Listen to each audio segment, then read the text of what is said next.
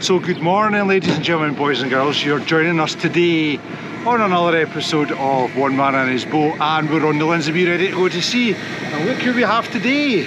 We have Mr. Jeff Carter aboard, so today could be interesting. Right guys, enough talking, let's get some work done.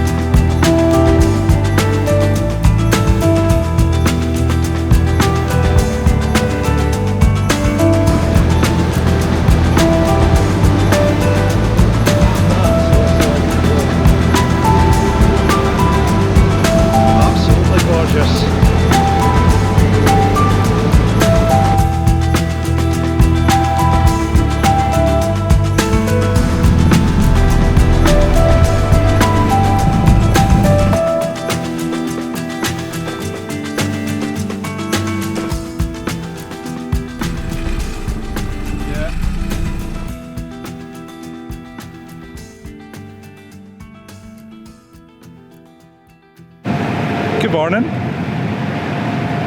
If everybody's wondering what I'm doing, I'm taking coordinates for the fishery office, because it's all part of our licence agreement that you've got to take your coordinates off your first set of pots.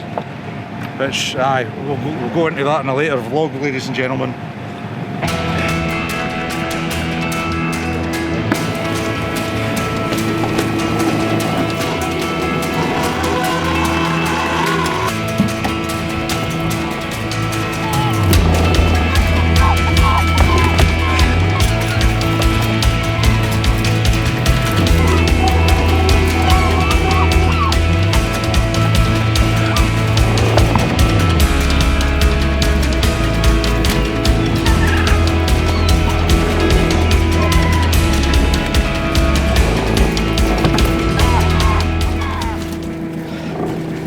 Now ladies and gentlemen, I've shown you in an earlier vlog about a male crab. This is a female crab. You can tell she's female. A, she's feisty. B, she has a brown bomb there. And she's got a lovely rounded shell. Now if you remember from the Carol, the male crab, he was flat, bigger, and he had the white spot there. So she might be sized, but reproducing, we want it to be sustainable.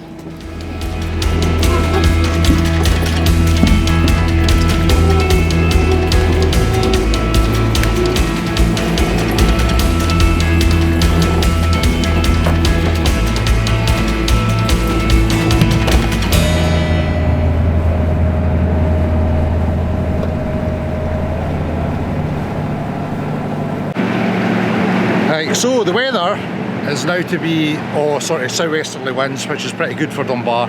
So we're going to put the gear inside to try and find a wee bit of lobster. Now this time of year the lobsters is what we call sitting, which means they're away casting their shells and stuff like that, and there's not very many of them around. So we'll do what we can.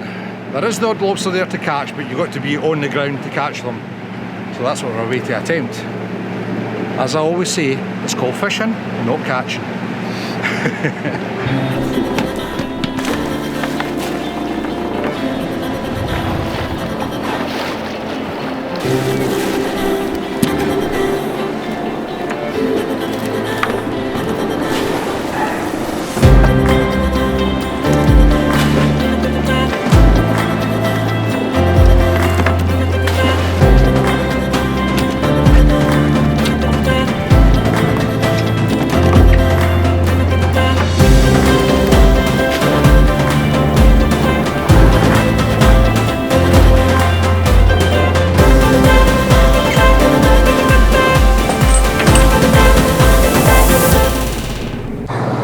reason that we left the gear on the soft ground is because checking the weather forecast, not two forecasts are the same, and you've got to use your best judgment.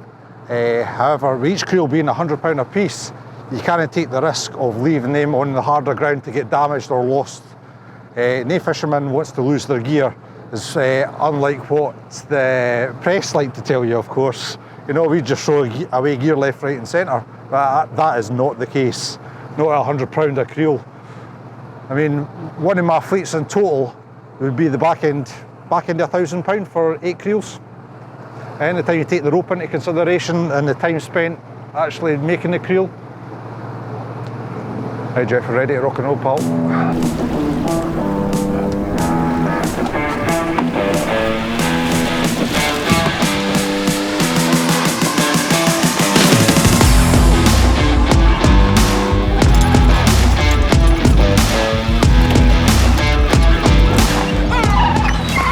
Now this, guys, is a female lobster. You can tell she's female, same again, she's nice and rounded, got a big nice tail, and the males have two little red dots in there. Luckily enough, she's not carrying any eggs, so if she's size, which I think she'll be, she's a keeper. And how we measure them is we get the gauge, it's 87mm between point to point, and you put it at the back of the eye socket, and if it's above this tail end here, then she's size. And as you can see, she's about 2 or 3mm of size. You also get a little squeeze just to make sure the shell's no soft.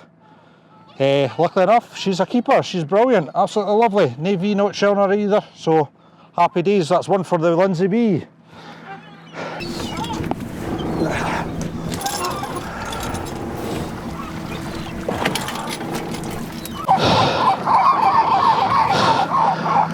Right guys, this is what we call a berry hen, a pregnant female lobster. Now, this size of lobster, she'll probably carry about 8,000 eggs there. They're black now, but when she's ready to actually let them go, they go a wee bit red in colour. Unfortunately, this one is very undersized, so we can't V-notch her. And this is the state of play with overfishing. Basically, years ago, you would never see a lobster this size, this pregnant, that's for sure. It's a sign of the times, I think.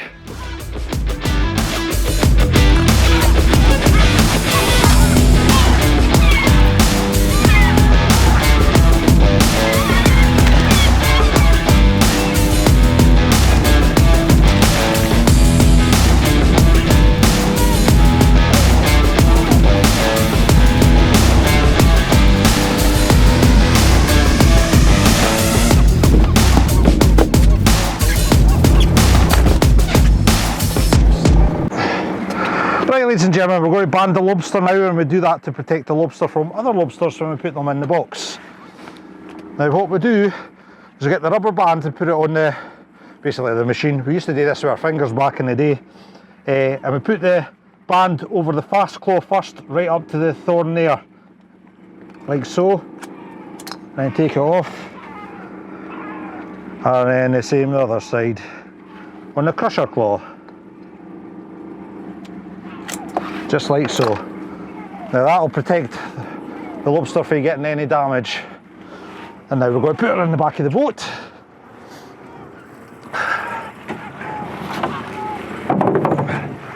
And a nice own space. We'll get a nice wet rag for her.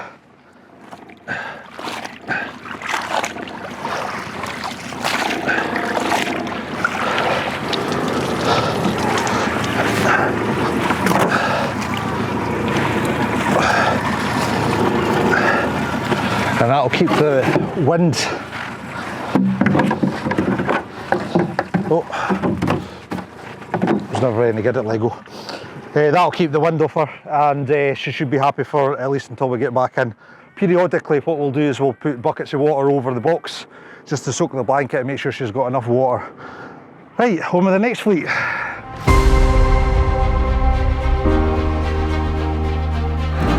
That's the long life battery.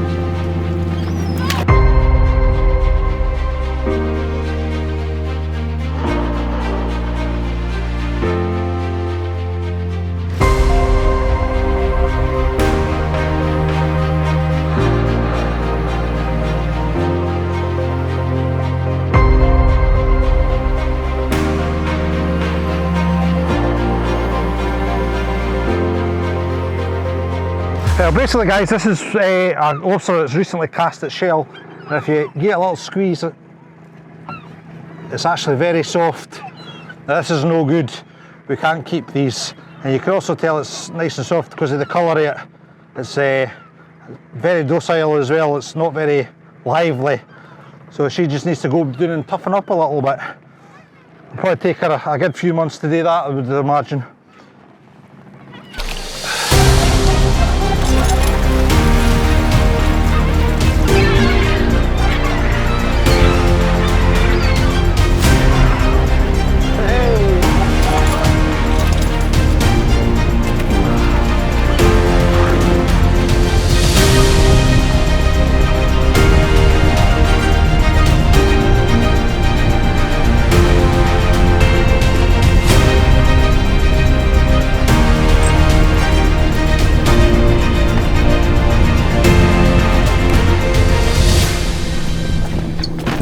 Right, basically this is the GPS we use, and see these little crosses that you can see in the screen? These are my marks from where the fleets are. I know which end to go to on which tide state because I have to hold down with the tide because I'm single-handed. I can't haul up into the tide like some fishermen think, cousin Neil. Yeah, so basically this helps me mark where my fleets are, and if we zoom out, you can see where they're all planted. The darker the blue is the harder the ground, the lighter the blue, the softer the ground. And as you can see, we've kind of got them on medium to soft ground. So our objective is to take them off and then put them back on the hard ground just to see if there's any more lobsters back inside. So that's what we've got to do. This is what we use, GPS sounder. Now the sounder, it's a lovely bit of kit. It tells you where the bottom is. Now that's very useful for a creel fisherman. If it's hard ground, it'll give you the red on the bottom like that. It can also tell you where the fishes are, which is always very handy, especially when the mackerel come in. But yes, a bit of kit that I would not do without.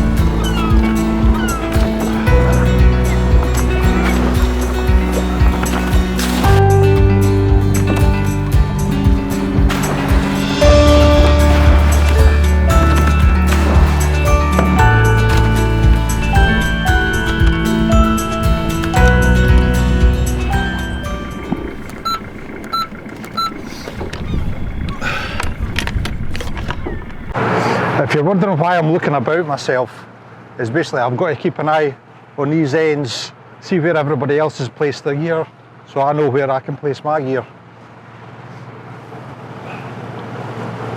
Plus it's always good to get a nosy.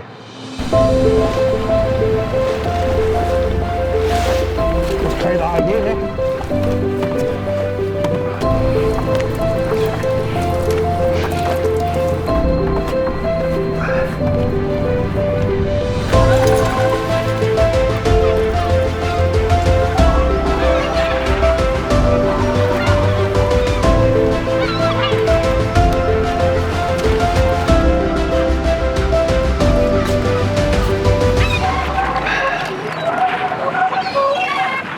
Now that is a beautiful lobster. Yeah, again, another female. She's nice and hard, navy notch on the back. Definitely a keeper for the Lynsey B.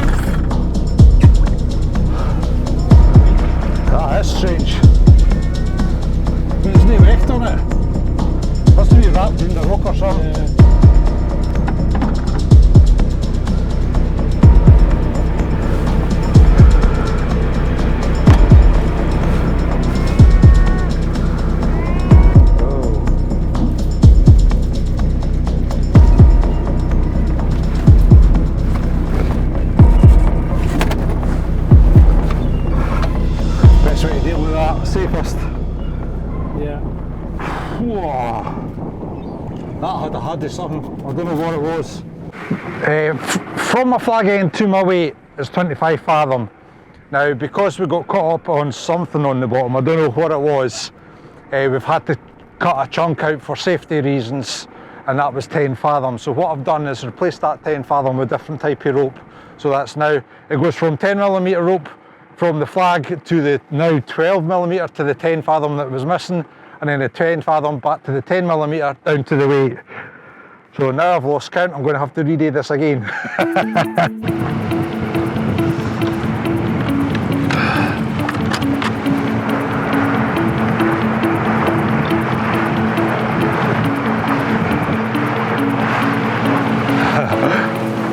There's Lynsey asking, is everything okay? You've been a wee while since your last text. That's why it's good to keep in touch.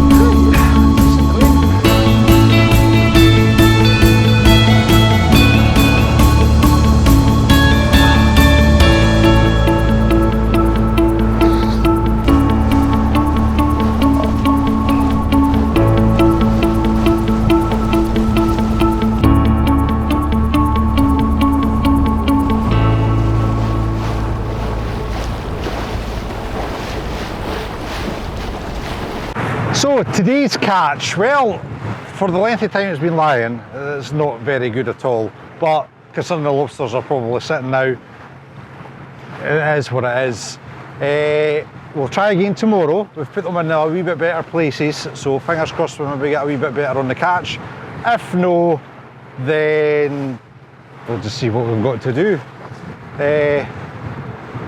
Yeah, I hope you've enjoyed this vlog, guys. You know, it's been lovely having you along. It's been lovely having Jeff out here, so I didn't have to do half the filming. So yeah, do the usual. If you like this video, comment down below, give it a thumbs up, and please consider subscribing. Until your next one, guys, all the very best.